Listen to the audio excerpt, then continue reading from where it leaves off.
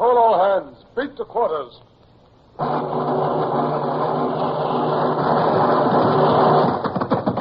Out the guns. Stand by the starboard battery. One broadside into it, if you please, Captain Bush. Pointers on target. Linstocks ready. Aye, aye, sir. Ready. Fire!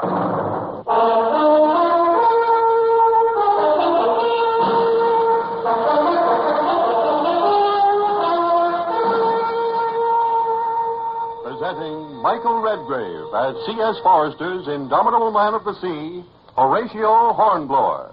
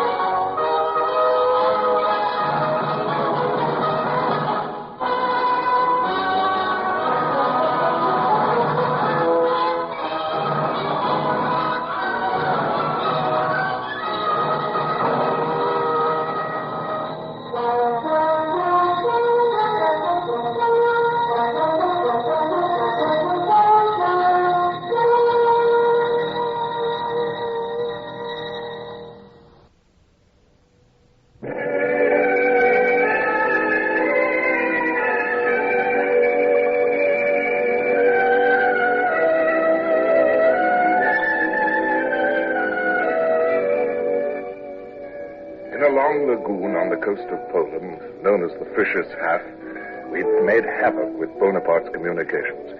And this had, I hoped, delayed French preparations for a possible assault on Russia. And yet we still lacked news as to what Russia herself intended. Would she finally resist Napoleon, come openly into the war as our ally, or would she play for time and try to appease him as she had done before? I had my old friend Captain Bush to dinner in my cabin on the Nonsuch, because I knew he liked sea pie, and my man Brown had prepared one for me with special care. And then, regrettably, I couldn't talk of anything but my impatience. Well, there must be some news after all. Why don't we hear? I simply can't understand it, Bush. We will. It's scarcely a month, you know, since we left Russia. A month? If I'd known it would be that long, do you think I'd have let Witchwood keep the cutter Clam at Kronstadt? Excellent sea pie, Horatio. Excellent. You see, Bush, it's good as the first I ever ate. Aboard the old Renown, remember? Brown prepared it himself, eh? Stop trying to distract me, will you, Bush? It isn't clever. I tell you this. If we're to sit here in the Baltic, twiddling our thumbs, we'll have to organize something to keep the men's minds busy. A hornpipe competition, or, well, even theatricals, perhaps. Theatricals? You can't be serious, Horatio. Well, why not? This lack of action is extremely bad for morale, Bush. And what's wrong with theatricals, anyway? Don't forget you were young yourself once. Well, you know, I can remember when... Yes? Come in. Midshipman Gerard. Well, Mr. Gerard? I've cut a clam inside to windward, sir. No. Yes, sir. At least Mr. Holt has told me to report her, sir. Don't let me dissuade you, Gerard. Your news is excellent. How far off is she? How up to windward, sir? We're running down to her. And let me see. Clam signals have dispatches for Commodore, sir. Well, are you sure? Why, yes, sir. At least that's what I... All right. Don't stammer. Always make sure you know your own mind, Mr. Gerard. Now, tell Mr. Hurst to make Commodore to Clam send dispatches on board as soon as practicable. And, bring the dispatches here immediately they come on board. All understood, Mr. Gerard? Yes, sir. Aye, sir. Not going up yourself, sir? No, I shall sit right down again and have some more sea pie. Help yourself, Bush, help yourself. Oh. No, I am not going to run up there and stand gawking over the side like some midshipman. They must be feeling some suspense about Russia back home these days. It's no more than in this cabin at the moment. Bush, if Bonaparte's main strength could be tied up here in the east this summer, give Wellington the chance to strike hard in the south. It's our great opportunity, perhaps our last. well. We'll know soon enough now, won't we, Bush? Stop worrying. After all, Tsar Alexander did send that stiff reply to Boney's demands.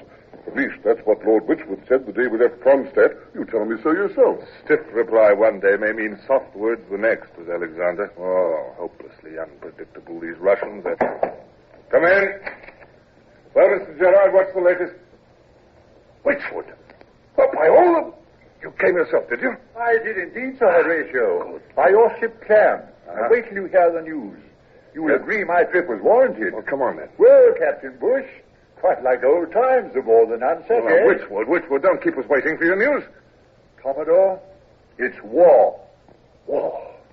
It's settled, then. No more procrastination? We're no longer alone, Hornblower. Now wait till you've plowed through this dispatch case. 10 days ago, Bonaparte crossed the Niemen with 15 army corps. He's committed to invasion now. He can't turn back. Invasion. And can Russia hold out, Wychwood? I wish I knew. But at least he'll have his summer's work cut out for him, which means that we can push ahead in Spain. Yes. Well, good news, Oh, eh? it's the finest news I've heard in years, Wychwood. Sit down here. Here, give me that dispatch case. And your cloak here. Have some sea pie. Have some wine. Yours is a welcome face, Bush. Bush, you can forget the theatricals. Now we can get on with the war.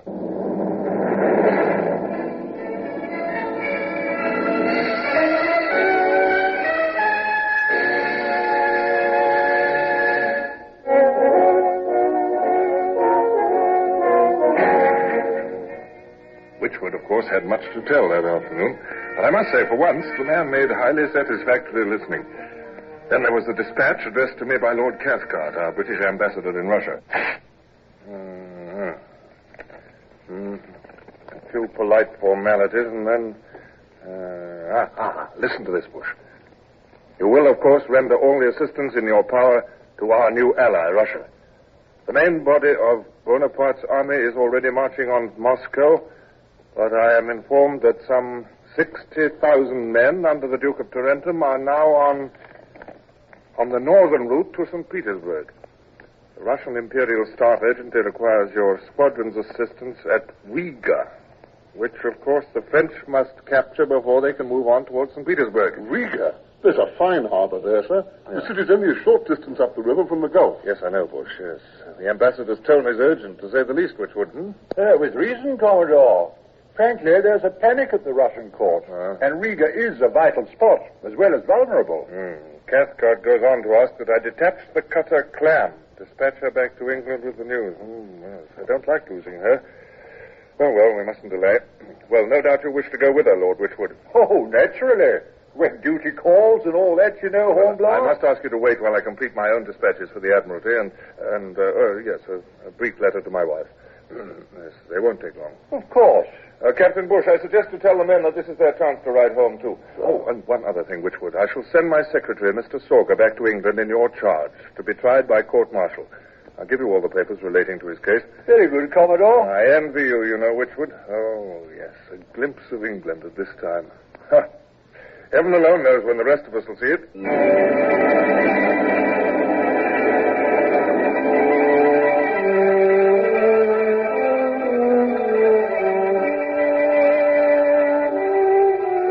Summer had come suddenly. Day by day, as we bore on, the brassy sun blazed hotter, and the breezes almost died.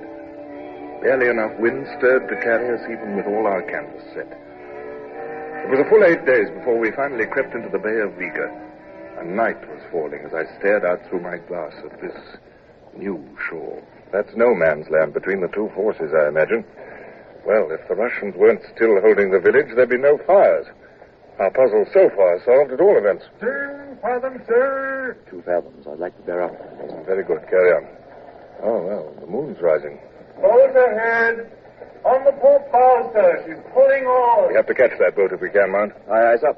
Starboard, 2 flanks. Clear away the gate. Don't shout, please, Mount. Perhaps they haven't seen us yet. Right, sir. Boat's crew, stand by. Whoever they are, Mount, they've not much skill. They should have headed for shoal water. Oars against sail win no races. We need prisoners for information. I'm hoping that boat holds the proper answers.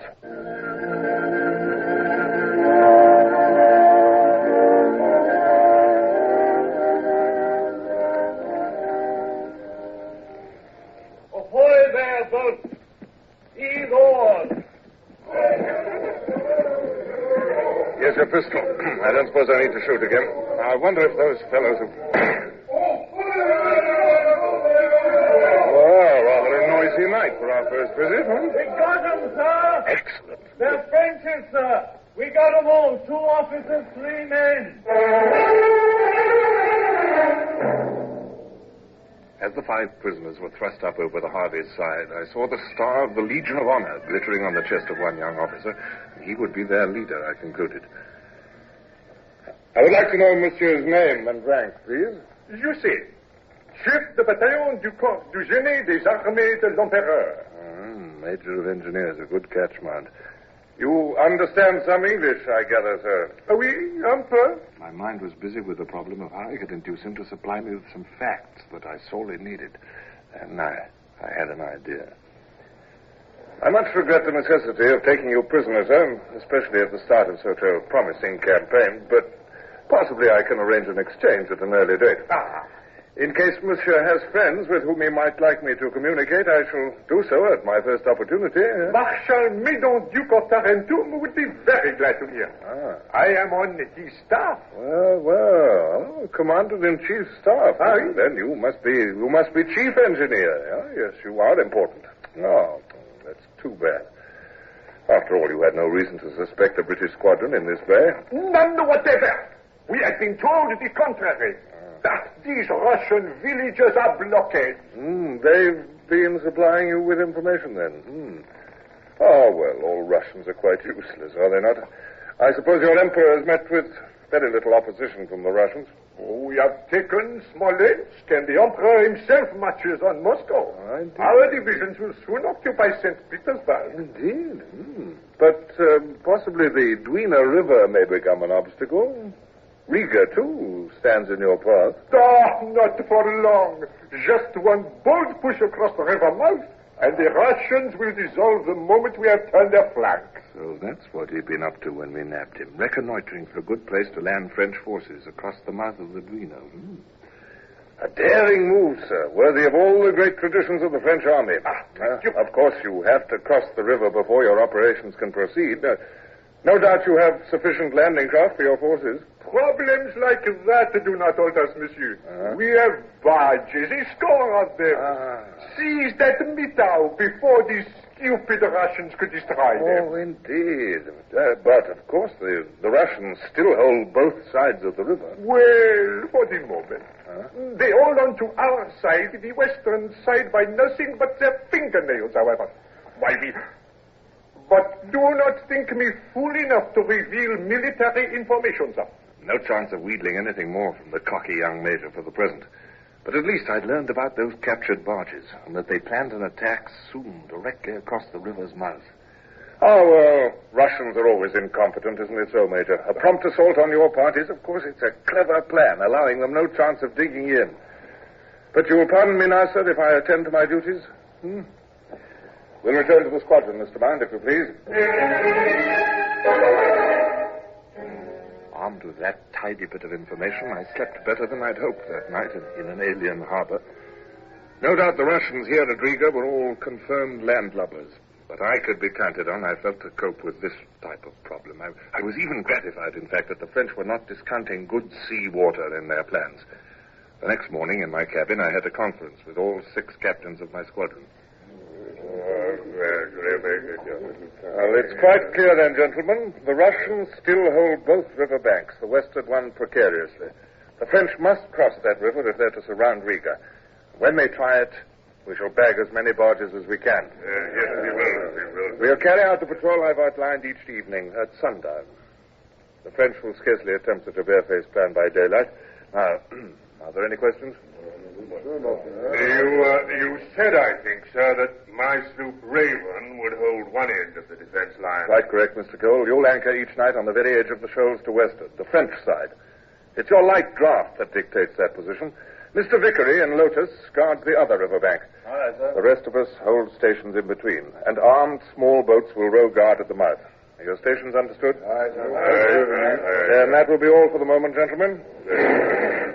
Oh, one last word, please. Captain Cole spoke of our defense line, yet it's not so much a defense as a trap. Let them thrust their heads well into the noose before any alarm is given. Otherwise, we'll simply scare them off. Very well, gentlemen. Thank you for your attendance.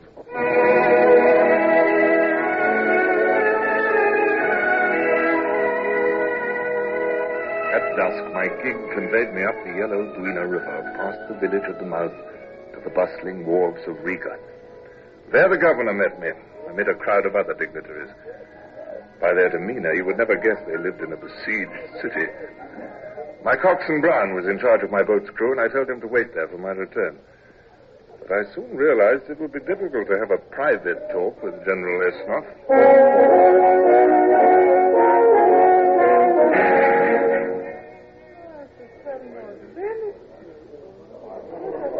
Commodore, may I present the Intendant of Livonia, Count Canerin, and the Countess. They, too, are recently arrived at Riga. Why, well, yes, I know the Countess. We met at the Tsar's court. Another Russian dinner, Commodore? Do you feel you are equal to it this time? Well, I'm learning, Countess. At least I shan't give my whole attention to the hors d'oeuvre.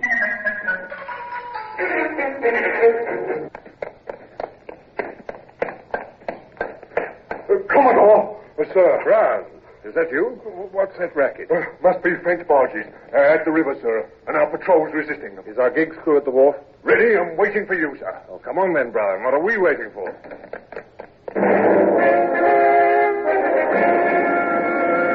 Is that you, Cole? Come alongside, please. Aye, sir. Oh, quite an eventful night. But their barges didn't get across, sir. Most of them put back. Put back? What caused them to? I was the one set up the alarm rocket, sir. Just as you planned. Then all hands fell in. Small boats pulled for the river here. The French... Mr. Cole, you sent up that rocket the moment you saw them? Why, yes, sir, certainly. Cole, you're... Oh, well, it's too late now. An enemy of our boats approaching, sir. Lotus is cutter, I believe. That's you, Lotus. Aye, sir. Bring her alongside the Commodore, men.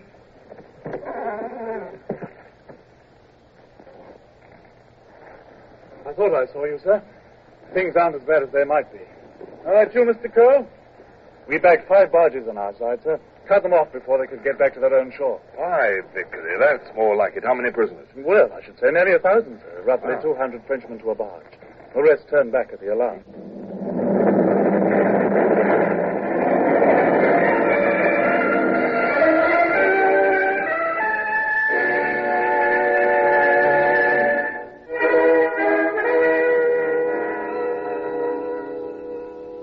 Help but feel some disappointment.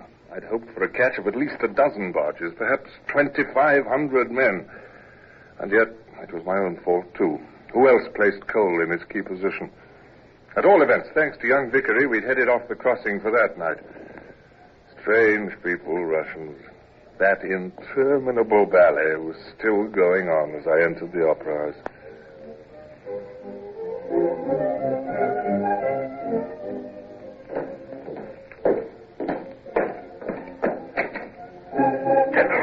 May I speak to you, please? Shh. Oh, see you, Commodore. Will you come outside the box a moment, please? Commodore, where have you been? The ballet has been beautiful. There was a slight distraction, sir. The Navy's job, of course. I regret I had to leave without advising you. The French were attempting to cross the river mouth in barges. We managed... How can we thank you enough, sir? You have struck a valiant blow for Mother Russia. Thank you, General. I feel I ought to warn you, though. They're sure to try this plan again, and if they do, we'll... Of course, we must talk of all these. But now you must come back into the box. You miss so much of this gala night. Oh, sir, look, it's late, you know, and I insist. Oh, Commodore, the ballet has been so beautiful. Come. Thank you. Oh, you first, General. No doubt the war can wait another evening.